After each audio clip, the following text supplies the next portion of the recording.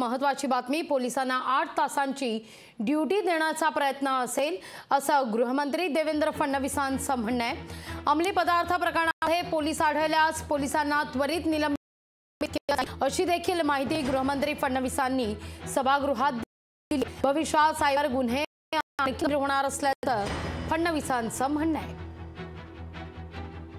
आपलं जे पोलीस दल आहे त्याच्यावरचा तणाव कमी करण्याकरता देखील उपाययोजना या ठिकाणी केलेली आहे।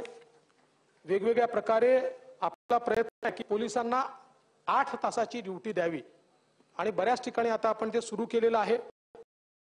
8 तासाची ड्युटी आपण पोलिसांना देण्याचा प्रयत्न करतो। अर्थात पूर्ण सरसकट लगेच ते शक्य होत नाहीये, पण मोठ्या प्रमाणात ते काही ठिकाणी आपण सुरू केलेलं आहे आणि हळूहळू सगळीकडे पोलिसांची नियमित ड्युटी करता येईल अशा प्रकारचा आपला प्रयत्न हा त्या ठिकाणी आहे।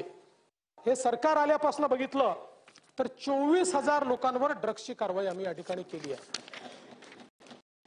कारण काय आहे तर एकूण जर आपण बघितलं ड्रग्सच्या संदर्भात मी या सभागृहामध्ये यापूर्वी देखील की केंद्र सरकारने झिरो टॉलरन्स पॉलिसी सुरू केली आणि ड्रग्सच्या संदर्भात कुठलंही एक राज्य हे कारवाई करेल यांनी होत नाही। वेगवेगळ्या राज्यांना एकत्रितपणे कारवाई करण्याची गरज आहे। याकरता केंद्र सरकारने त्या संदर्भातली कोऑर्डिनेशन घेतली।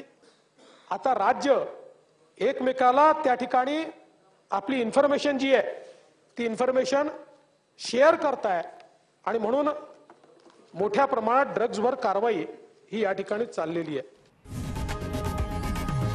लोकशाही मराठी ऐका, पहा, जागरूक रहा।